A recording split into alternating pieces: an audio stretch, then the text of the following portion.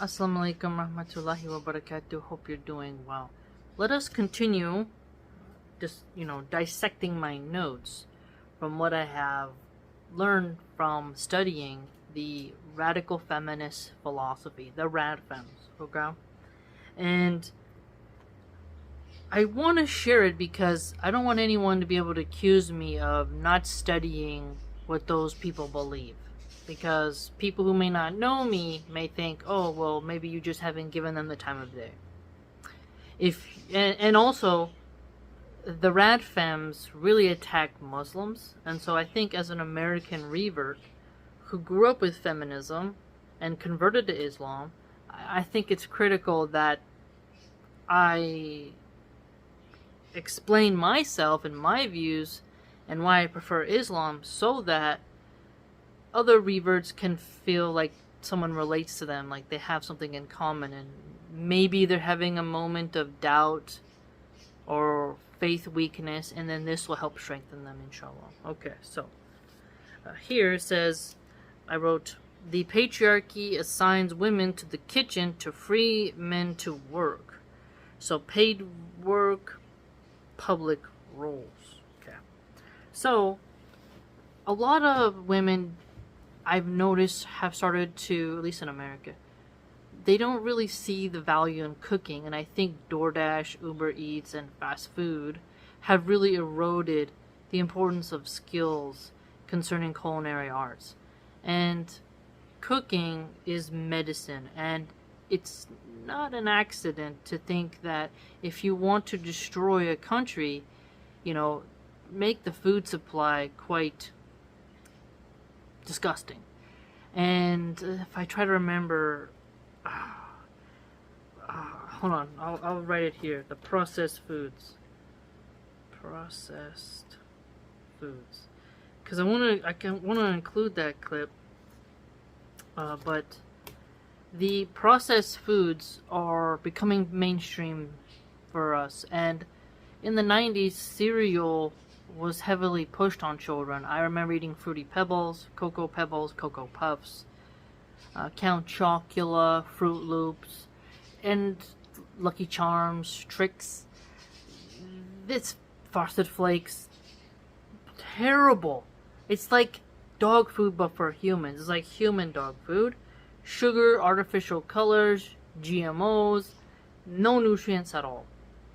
And mind you, my mom didn't have a job, and my grandma didn't have a job. They could have got up and made me a proper breakfast, but it wasn't important to them and they didn't care. So the lack of a proper breakfast is an issue that I don't think gets discussed that much, and some would argue, well, we don't have time. And if you look at some movies, they have kids with a nice display of food, but then these food companies, Kellogg's and whatnot, they decided to change up, and they started putting commercials for cereal. And how many stupid parents thought this was better because it was faster and easier? And little by little, food became less important. This is a thing that has to change. If you want to get rid of the RadFems' hatred of the kitchen, I really do believe respect for the kitchen must come back. And Latinos, for the most part, don't have a hatred for the kitchen. And I've heard a lot of conversations from Latinos, because we have a lot of immigrants in California, and they're the number one group I hang out with and associate with, just like how they don't want their sons to marry American white women. No se puede cocinar. No sabe cocinar. Like, you'll hear them say, like, oh, they don't know how to cook. She doesn't know how to cook. And in those cultures, especially in Mexican culture, having a wife who can cook, an auntie who can throw it down in the kitchen, a grandma who knows what's up, is valued. Whereas in America, it appears that millennials like to go out to eat, but they don't like to cook themselves. And I've noticed more and more people saying that it's too expensive to cook at home, it's too time consuming. They prefer to order DoorDash and then watch people cook on TikTok or on Reels.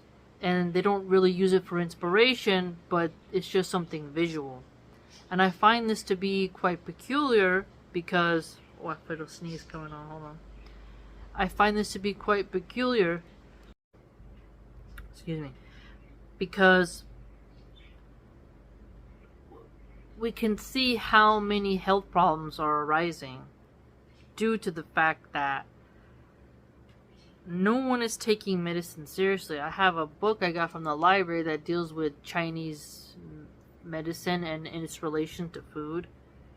And how have we forgotten? We've deeply have this cultural dementia of how our bodies need healthy nutrition.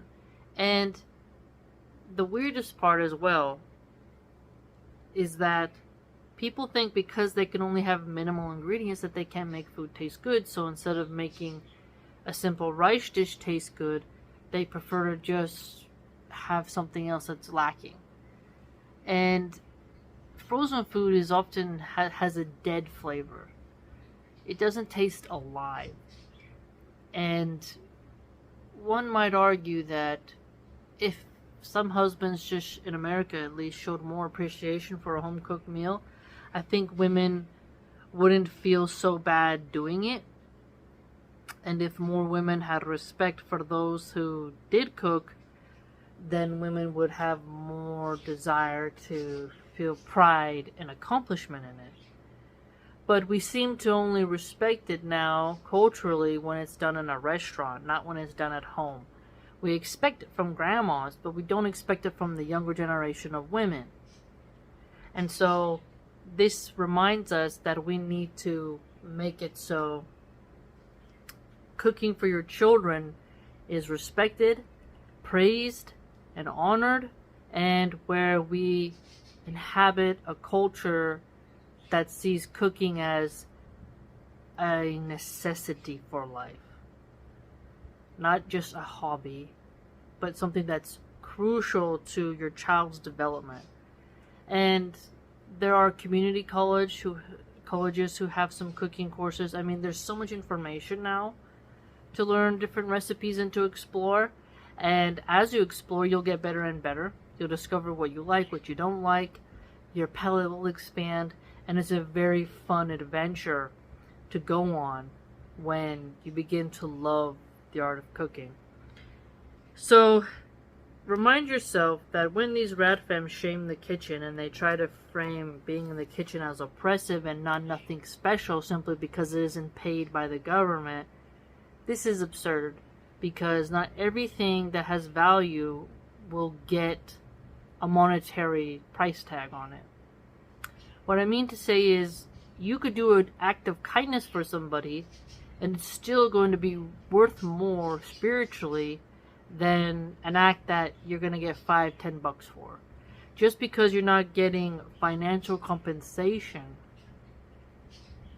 it doesn't mean that that action that you're doing has no value. And so, again, the government doesn't need to pay you to feed your kids.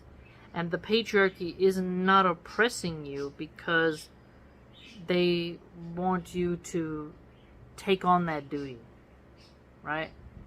And once you get good at cooking, you're going to want to make stuff your own way. You're not really going to want others to do it. And if you want something done right, you do it yourself. I like cooking a particular style. My husband cooks a different style. I want to eat my food. I don't want to eat his food. Well, some of his things, but not all, because we have such different palates. So, it's better for me to have control over the kitchen, and he can cook once in a while, even if that takes up more of my time. Because it also helps me to feel a sense of stability and control in my life. And I get great pleasure and happiness and joy when I see my children eating my food. When they're eating pastries and puddings and cakes and mashed potatoes and meats and different rice dishes, and I mean, it's on and on. and just seeing what they like, what they don't like, and then them discovering new flavor combinations as well. The exchange I get is memories. I don't need money in order to feel happy from something. Watching my kids eat and be happy and fed and bright and filled with nutrition, with food I made by my own hand, is quite rewarding. It doesn't mean I don't like a nice sourdough baguette from the bakery, or, you know, a nice latte from a cafe. You know, I can't make everything at home. So, sure, I do like a little, I can make awesome pizzas. Maybe I want pizza from the pizzeria down the street, I can make my own Chinese food, sure, but maybe I want a little Panda Express chow mein. You see what I'm saying? So, there'll be times where you want to break, no doubt. But working, I don't think that's more important than making sure your kids have healthy food, especially when you think about if they don't have healthy food and they get malnourished over time and then you're in the hospital with them. Work will not be important in a moment like that. I saw a post that had like an Asian proverb that says, "A healthy man has many wishes, a sick man only one." And that struck me hard. And I was like, yes, no wonder why Chinese people know how to cook everything. I watched this guy, Uncle Rule, on YouTube, and he's cooking everything. And I'm like, damn, that's someone who knows how to survive in some tense circumstances. And subhanallah, talk about mad skills. And when there's war and famine, the tongue wages war upon the body, along with the stomach.